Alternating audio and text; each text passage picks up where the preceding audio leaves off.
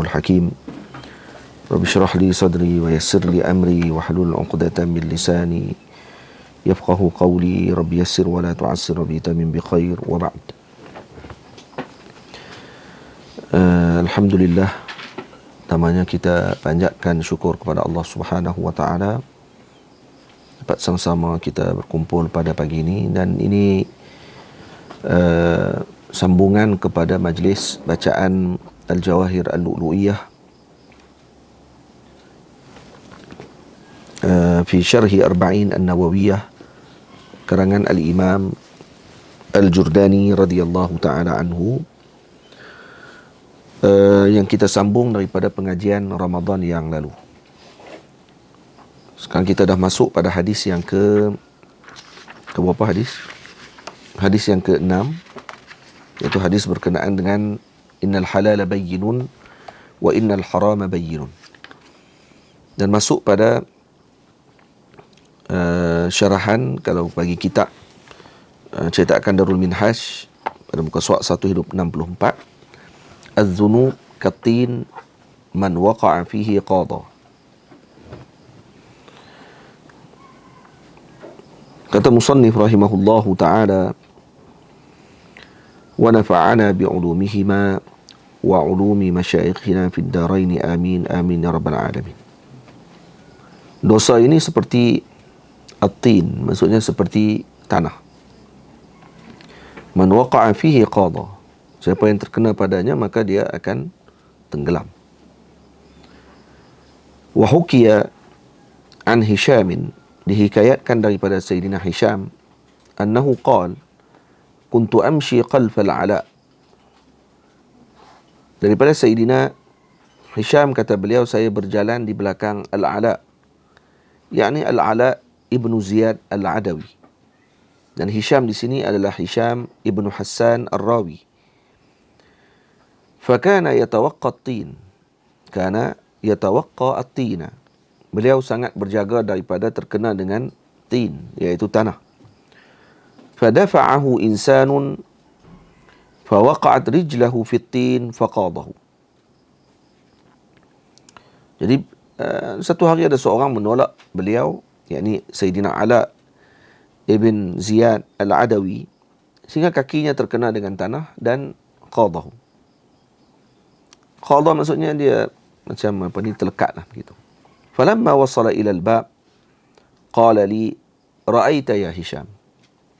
Bila mana sampai di pintu, maka kata Sayyidina Ala kepada Hisham, adakah kamu melihat wahai Hisham apa yang berlaku? Qultu na'am, kata Sayyidina Hisham, ya saya melihat. Qala kadzalikal mar'ul muslimu yatawaqqa adh-dhunuba, begitulah seorang muslim menjaga dirinya daripada dosa. Fa idza waqa'a fiha qadaha, ya, bila mana dia terkena dengan dosa tersebut, qadaha maksudnya akan terkotor, terkena dengan kotoran yang ada pada dirinya pada ketika tersebut. Thumma inna an-nabiy sallallahu alaihi wa alihi wa sallama mathala lima dzakarahu biqaulihi, dan Nabi kemudian setelah mengucapkan tentang berkenaan dengan syubuhat, dan juga waman waqa'a fi syubuhat waqa'a fil haram, kemudian Nabi memberikan misal dengan apa yang diucapkan oleh baginda Rasul sallallahu alaihi wa alihi wasallam, dengan ucapan baginda Nabi, karra'i ay huwa ay haluhu, karra'i ay huwa ay haluhu kahalir ra'i alladhi huwa hafidhul hayawan yar'a mawashiyahu hawla, yani janiba al-hima ay al-makan al-mahmi, wal muradu bihi mawdi'ul kala'i alladhi mana'a minhu al-ghayr aw muni'a minhu al-ghayr wa tuwu'ida man ra'a fihi. Jadi orang yang berjaga daripada perkara yang syubhat adalah seperti seorang pengembala, ra'i ay hafizul hayawan, yar'a mawashiyahu hawla al-hima, yakni yang menjaga binatang belaannya haulal hima, iaitu di keliling tempat yang terjaga. Maksud hima di sini adalah mawdi'ul kala, iaitu tempat diletakkan binatang untuk meragut tumbuh-tumbuhan dan juga rumput-rumput di situ. Jadi dia menghalang daripada orang lain masuk. Wa tu'ida man ra'a fihi. Yushiku bi dhammil ya'i wa kasri shinil mu'jamah ay yusri'u wa yuqrabu an yarta'a bi fathil ya'i wat ta' wa fi nuskhatin yaqa'u. Yushiku ini cepat begini. Yushik maknanya yasra atau yusri'u wa yuqrabu. Maksudnya dekat dan juga cepat baginya an yarta'a fihi ay al-mahmi an tadqulahu al-mashiyah wa ta'kula minhu. Wa wajhu hadha at-tamthil anna ar-ra'iya yajurruhu ra'iyuhu hawla al-hima ila wuqu'ihi fihi fayastahiqqu al-'iqab.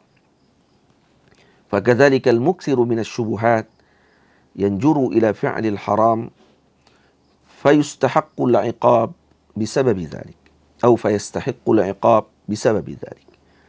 Jadi di sini diberikan bandingan ataupun tamthilan oleh baginda Nabi sallallahu alaihi wasallam, perbandingan yang disebut dalam hadis. Kalau kita baca hadis, apa kata Rasulullah sallallahu alaihi wasallam?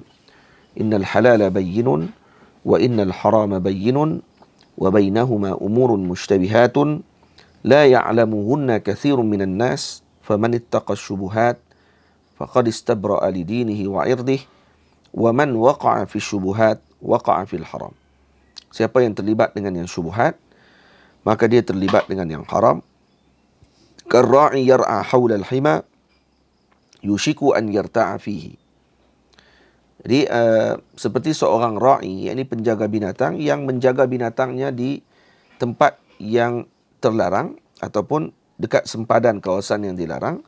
Yushiku an yarta'a fihi, dan dia bimbang takut nanti binatang tersebut akan cepat melangkah dan juga melangkaui tempat larangan tersebut. Itu disebut sini wa wajhu hadha tamtsil anna ar-ra'iya yajurruhu ra'iyuhu hawla al-hima ila wuqu'ihi fihi.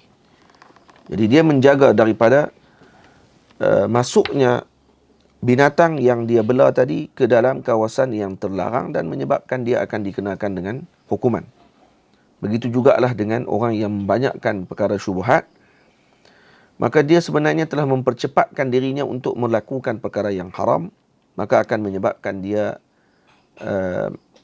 berhak untuk mendapatkan iqab ataupun siksaan daripada Allah Subhanahu wa taala disebabkan perkara tadi. Jadi macam orang yang bela binatang pergi bela sebelah tempat yang dilarang, maka itu akan menyebabkan hampir binatang ataupun binatang yang dia bela tadi akan masuk ke dalam kawasan yang dilarang dan menyebabkan dia terkena dengan iqab. Ala hiya litanbih. Nah, ala wa inna likulli malikin hima. Itu hadis. Ala hiya litanbih. Ala tadi huruf tanbih. Ata biha isyaratan ila anna ma ba'daha amrun yanbaghi at-tanbih at-tanbihu lah. Jadi ala datang dengan, kenapa Nabi sebut ala? Ala wa inna likulli malikin hima. Ini sebagai isyarat kepada yang datang setelah ala tadi adalah amrun yang bagi tanbihulah, perkara yang sepatutnya diberikan perhatian. Wal jumlatu ba'daha ma'tufah ala muqaddarin ba'dah. Ay ala innal amra kama dhukira. Jadi jumlah ba'daha, jadi jumlah yang setelah tersebut, iaitu tengok contoh ala wa inna likulli malikin hima. Ala wa inna himallahi maharimuhu wa inna himallah maharimuhu. Kemudian ala wa inna fil jasadi mudghah idza fasada jasadu kulluh wa idza salahat salahal jasadu kulluh wa idza fasadat fasadal jasadu kulluh ala wa hiya al-qalb. Maka dia datang setelah tu apa dia? Ala innal amra kama dzukir. Maka perkara yang disebutkan ini adalah seperti mana yang telah aku sebutkan. Jadi ala ni litanbih, sebagai huruf tanbih, isyarat kepada yang disebutkan setelah perkataan ataupun kalimah ala tadi adalah sesuatu yang perlu diberikan perhatian. Ini uslub, uslub.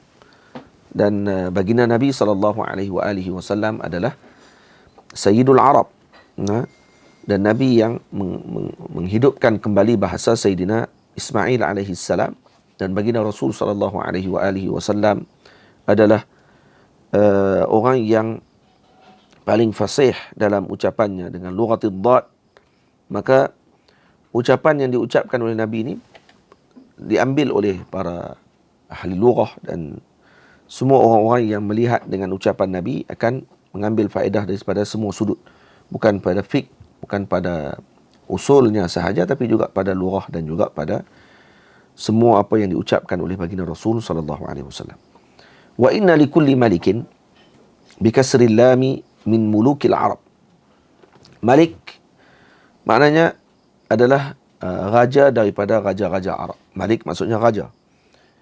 Wa inna likulli malikin, dan adalah bagi setiap raja tersebut, himan, yatahajjaruhu li ra'i khaylihi aw ghairi dhalika min masalihi.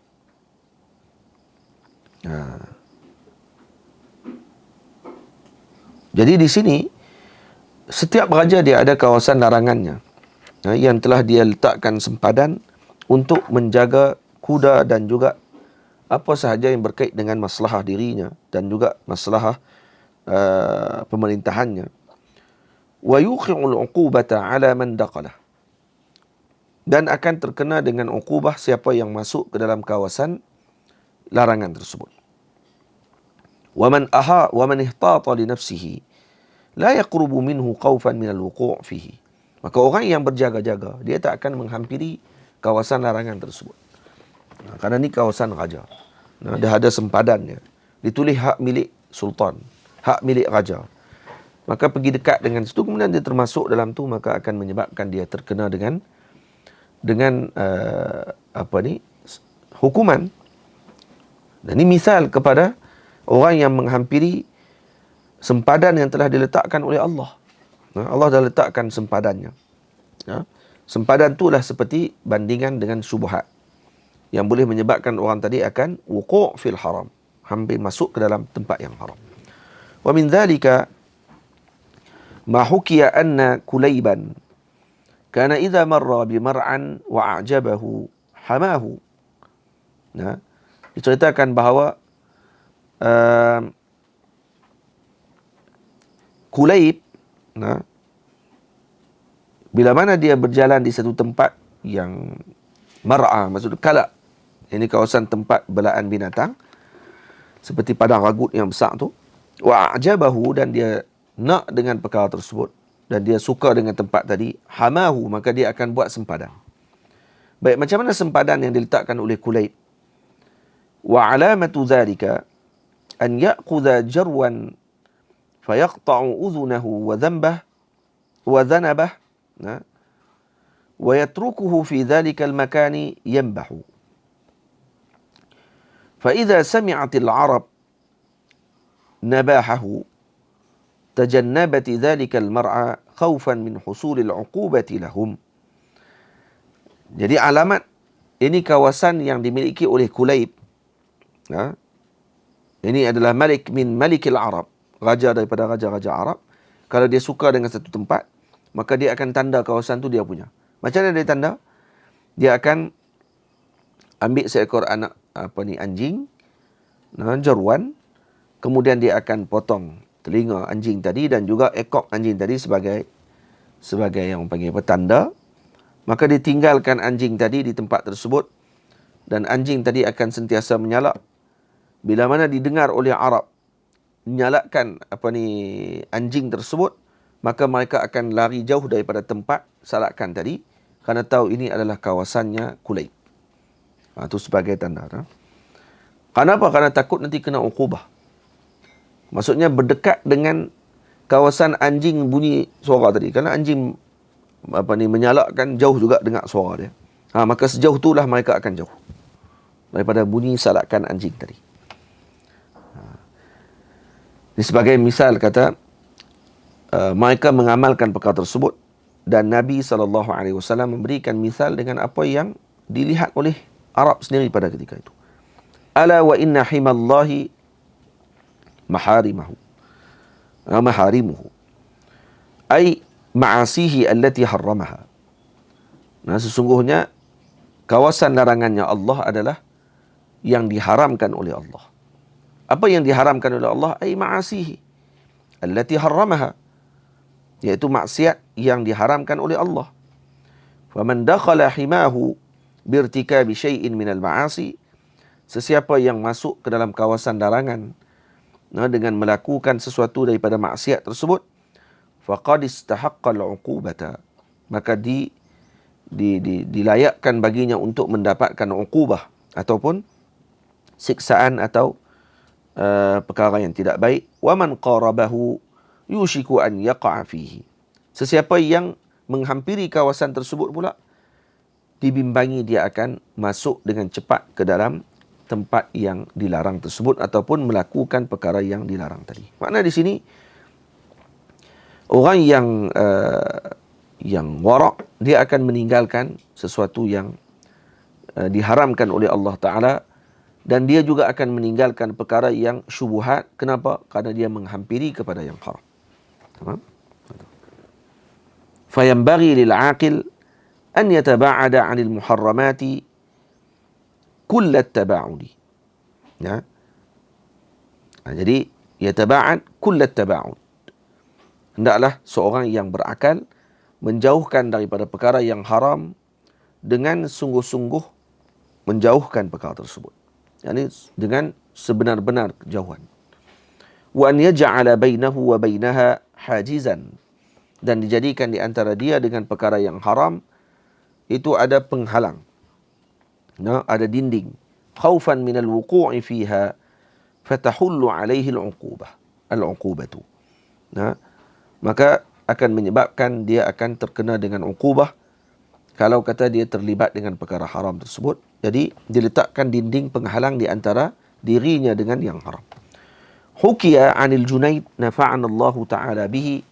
Dikayatkan daripada Imam Junaid radhiyallahu ta'ala anhu annahu dakhala magharatan fi lailatin syatiyatin wa kana ma'ahu himarah fa akhrajaha min al-magharati wa qala magharah wa himarah wa lailah mattarah wa nafsun ammarah. Magharah apa dia maksudnya magharah? Dan kamus sebenarnya magharah. Macam bilik ya. Magharah.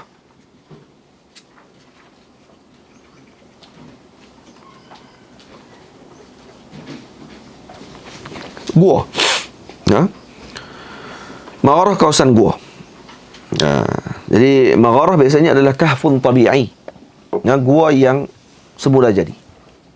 Jadi kalau kita lalu kawasan bukit ada gua yang semula jadi dipanggil magharah. Satu hari Sayyidina Imam Junaid Al-Baghdadi ni Sayyidul Taifah. Apa kata beliau? Diceritakan bahawa beliau satu hari memasuki satu gua dalam malam yang gelap dan sejuk. Wa kana ma'ahu himarah. Dan bersama dengan beliau waktu itu adalah seekor himar betina. Fa akhrajaha min al-magharah.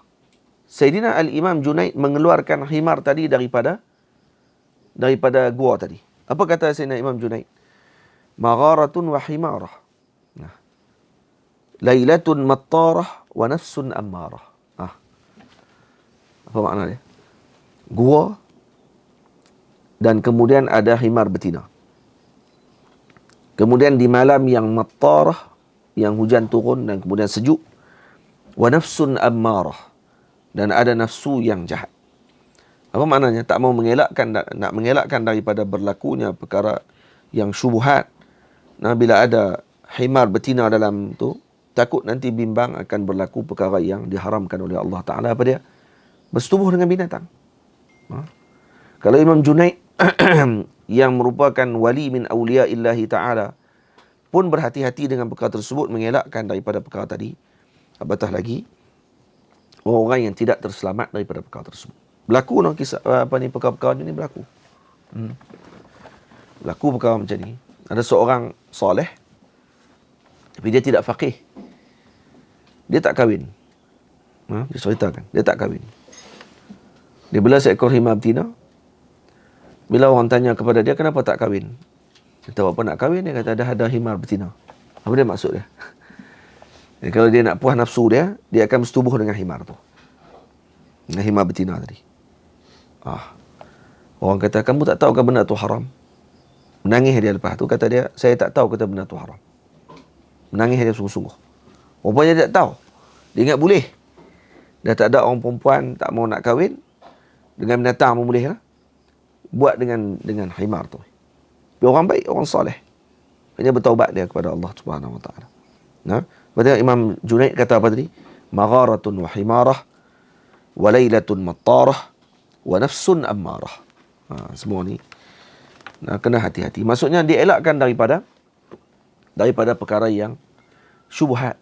Nah, lepas tu para masyayikh, para ulama melarang kita untuk duduk dengan amrat. Nah, dan diceritakan duduk dengan amrat lebih berat daripada duduk dengan perempuan anak dara.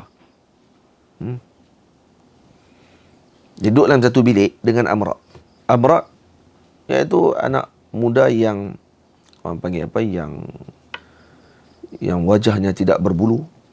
Kata muka jambu lah orang panggil. Ataupun budak-budak yang bawah umur. Dia duduk berduaan dengan dia. Benda tu sangat perlu berhati-hati. Kerana wukuk dengan haram, dengan perkara tersebut sangat banyak berlaku dalam sejarah. Sebab tu dilarang oleh para ulama untuk duduk sedemikian. Tu ada madrasah-madrasah diasingkan pelajar yang di bawah umur tidak duduk dengan yang yang peringkat dah tinggi, umurnya dah besar dan sebagainya, kerana takut berlaku perkara-perkara yang diharamkan. Kerana nafsu ammarah ni suatu yang kalau kata dia tidak mampu untuk mengawal dia akan jadi syaitan. Tamam? Sebab tu man waqa'a fi syubuhat waqa'a fil haram. Sebab tu al-Imam Ibn Wardi rahimahullahu ta'ala dalam kitabnya tentang nasihat al-Imam Ibn Wardi, dinasihati antaranya adalah berkenaan dengan amrat. Berkenaan dengan amrat. Jadi kena hati-hati perkara tersebut. Baik. Wa hukiya anna Shibli radhiyallahu ta'ala anhu. Al-Imam Shibli dihikayatkan menceritakan dakhala marratan qarabatan fara'a fiha himarah. Fara'a fiha himaratan. Fasaha bi'a'la sawtihi ilhaquni fa inni akhafu an yanhada bisyaitan ay yasra'u ilayya. Tamam. Sayyidina Imam Shibli radhiyallahu anhu masuk satu hari ke dalam satu kawasan kharabah, kawasan yang dah runtuhan. Dan tiba-tiba masuk dan dia terlihat seekor himarah. Himar betina. Maka beliau menjerit dengan kuat mengatakan, ilhaquni, mari duduk dengan aku. Kalau ada orang di kawasan tersebut, mari duduk dengan aku sekali. Fa inni akhafu an yanhadha bi asy-syaitan. Aku bimbang syaitan akan datang menggoda aku untuk melakukan yang tidak baik dengan himarah ataupun himar betina. Dalam bahasa Arab juga dipanggil atan. Atan adalah himar betina, keldai betina. Allah Ta'ala alam kenapa masyayikh memberi pesanan tentang perkara tersebut.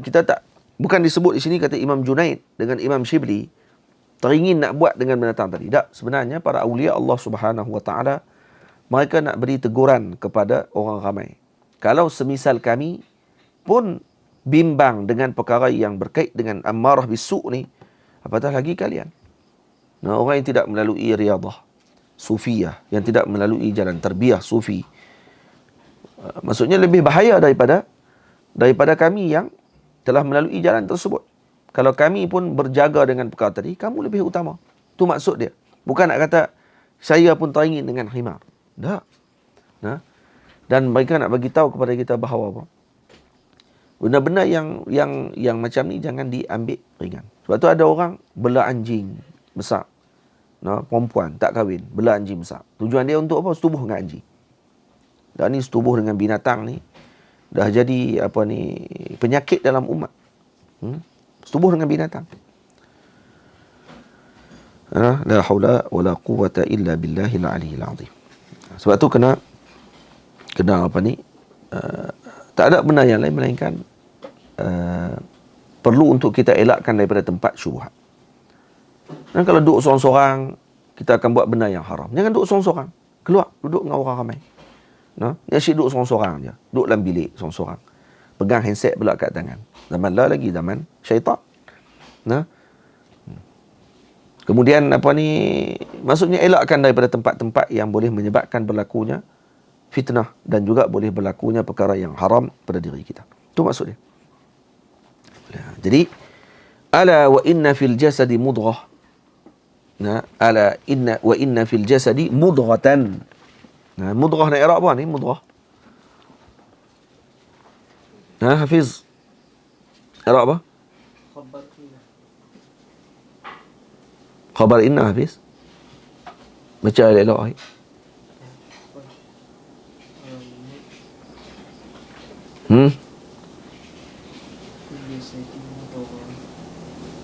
Khabar inna, i'rab dia apa dia? Khabar inna. Cuba i'rab khabar inna dia. Khabar inna.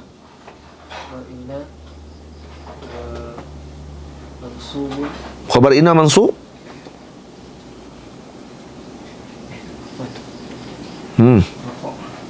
Marfu', ambil marfu' ke tu? Habis tu?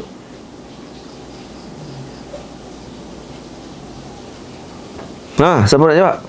Saya cuba tak. Mawdu'atan. Ismu inna. Mansubun bi inna. Ismu inna.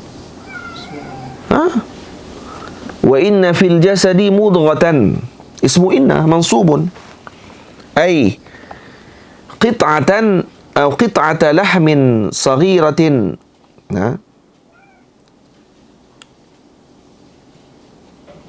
Ataupun saghirah tu adalah sifah kepada qit'ah. Qit'ata lahmin saghiratan biqadri ma yamdaghu.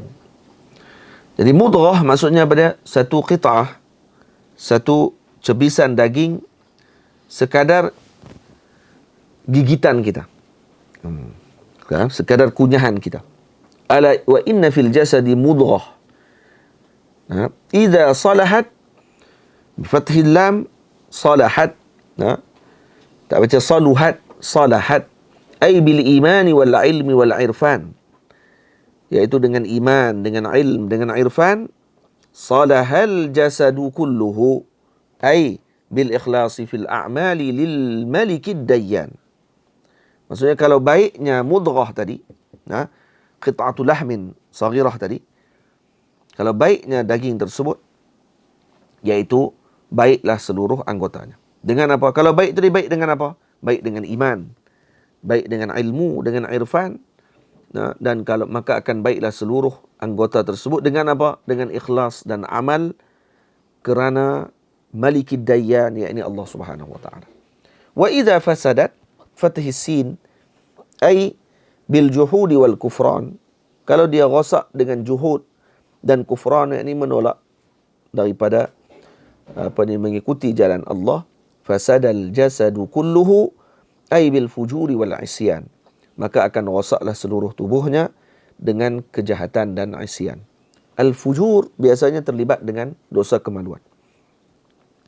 Ala wahiyal qalb. Dan adalah dia apa dia? Wahiyal qalb. Ala kan kita sebut harfu tanbih. Jadi soalan bila wa ala wa inna fil jasadi mudghah. Jadi kita Nabi nak beritahu Ni, saya nak pesan kepada kamu. Dalam badan kamu ni ada satu cebisan daging yang kalau baik dia baiklah, kalau buruk dia buruklah. Ala wahiyal qalb. Ini yang saya nak pesan lagi. Apa dia benda tadi? Ianya adalah hatimu. Jantungmu maksudnya. Wa huwa mahallul aqli al-mumayyizi baina ad-darri wan nafi'. Al-mumayyizi. Dia adalah akal yang mumayyiz baina ad-darri wan nafi'. Yang dia akan membezakan antara yang baik dengan yang buruk, yang mudarat dan yang memberi manfaat. Maka al-qalb adalah mahallu al-aql. Di sini al-Imam Al-Jurdani radhiyallahu anhu pegang dengan pandangannya al-Imam Asy-Syafi'i radhiyallahu anhu mengatakan bahawa mahallu al-aql huwa al-qalb. Mahal aql adalah al-qalb, bukan ad-dimagh. Seperti pandangan al-Imam Abu Hanifah radhiyallahu taala anhu. Imam Abu Hanifah mengatakan bahawa al-aql mahalluhu al-qalb, ad-dimagh. Jadi Imam Syafi'i radhiyallahu anhu mengatakan tak, mahallul aqli al-qalb. Karena dalil dalam Quran, lahum qulubun la ya'qiluna biha. Mereka ada hati tapi tidak berfikir, tidak ada jantung tapi tidak berfikir dengannya. Maksudnya berfikir dengan apa? Fikir dengan jantung hati. Warada fil hadits syarif, dan dalam hadis yang mulia disebutkan oleh Nabi, la yastaqimu imanu 'abdin hatta yastaqima qalbuh. Tidak akan lurus iman hamba tersebut sehingga lurusnya hatinya. Jadi hati seorang tadi kena lurus, baru lurus imannya. Apa makna dia? Wa ma'na istiqamatihi kaunuhu mumtali'an min mahabbatillahi wa mahabbati ta'atihi wa karahati ma'siyatihi. Makna istiqamah, yang tidak akan istiqamah iman seorang hamba tadi sehinggalah istiqamah hatinya, iaitu hatinya dipenuhi dengan mahabbatillah, dengan cintakan Allah, cintakan taat kepada Allah dan membenci maksiat kepada Allah. Itu makna istiqamah pada qalb. Tamam? Wa qila, dan disebutkan, inna Luqmana kana 'abdan habasyiyah. Sayyidina Luqman adalah hamba Habsyi. Fadafa'a ilaihi sayyiduhu syatan wa qala lah. Diberikan kepada Sayyidina Luqman oleh tuannya seekor kambing. Tuan dia bagi kambing kepada Sayyidina Luqman Al-Hakim, wa qala lahu, dan dikatakan kepada Sayyidina Luqman, izbaha wa'tini bi atyaba mudghatayn minha. Tolong bawa kepada aku, kamu sembelihkan dia, yakni kambing ni, kemudian bawa kepada saya anggota yang terbaik daripada kambing ni. Fa atahu bil qalbi wal lisan. Maka Sayyidina Luqman setelah sembelih kambing tadi, dibawa kepada tuan dia dengan jantung dan juga lidah. Summa ba'da ayyamin dafa'a ilaihi syatan ukhra wa qala lah. Dan beberapa hari selepas itu tuan dia bagi lagi kambing lain pula, suruh sembelih. Izbaha wa'tini bi akhbasi atau bi akhbasa mudghatayn minha. Bi akhbasa mudghatayn minha. Tolong bagi kepada saya akhbas mudghatayn.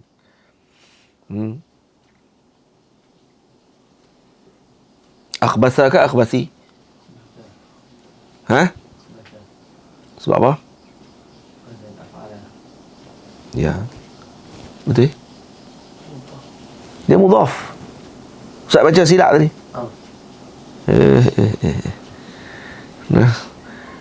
Wa'tini bi atyabi mudghataini minha. Wa'tini bi akhbasi mudghataini minha. Akhbasi, bukan akhbasa. Dia mudhaf. Fa'atahu bil qalbi wal lisan. Kemudian dibawa lagi, tuan dia suruh apa? Izbahha. Izbahha. Kenapa izbahha? Kenapa Syarimi? Fi'il amar mabni ala sukun. Fa'atahu bil qalbi wal lisan. Dibawanya dengan jantung, dengan lidah juga. Bawa yang sama. Tuan dia suruh bawa mayat pertama dengan yang terbaik. Yang kedua disuruh bawa dengan akhbas. Akhbas yang paling buruk. Dibawa yang sama. Fasa'alahu an dzalika, maka Tuhan dia tanya, kenapa buat macam ni? Kenapa kamu bawa yang sama kepada kedua-dua keadaan? Faqala, maka kata Sayyidina Luqman, huma atyabu syai'in idza taba wa akhbathu syai'in idza qabutha. Tamam? Jadi ini kedua-duanya adalah terbaik kalau kata dia baik, kedua-duanya.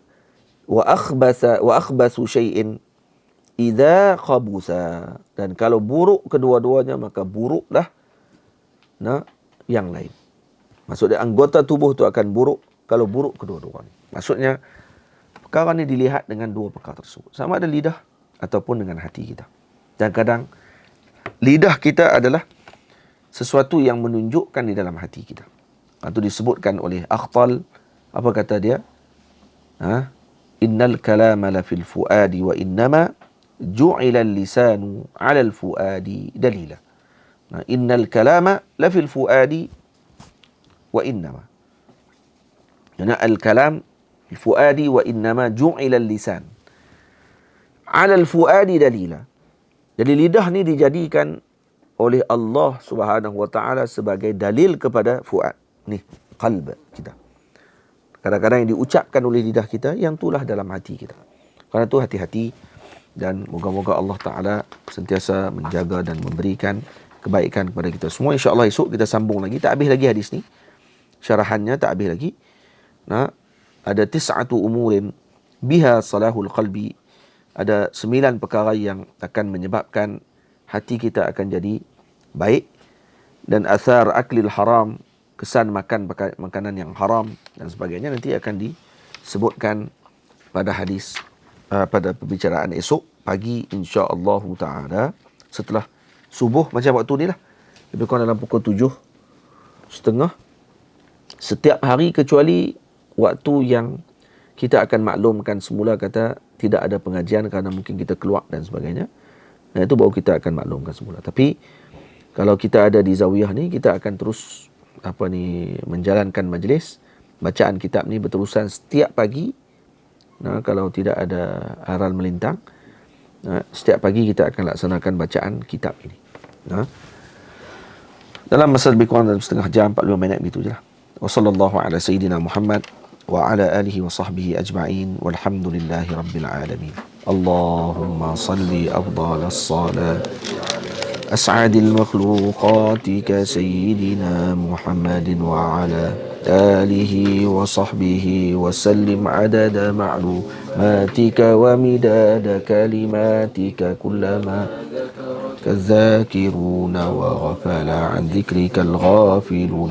اللهم صل أفضل الصلاة أسعد المخلوقات كسيدنا محمد وعلى آله وصحبه وسلم عدد معلوماتك ومداد كلماتك كلما ذكرك الذاكرون وغفل عن ذكرك الغافلون. اللهم صل أفضل الصلاة على أسعد المخلوقات كسيدنا وعلى آله وصحبه وسلم عدد معلوماتك ومداد كلماتك كلما ذكرك الذاكر غفل عن ذكرك الغافلون. صلى الله على سيدنا محمد وعلى آله وصحبه أجمعين والحمد لله رب العالمين.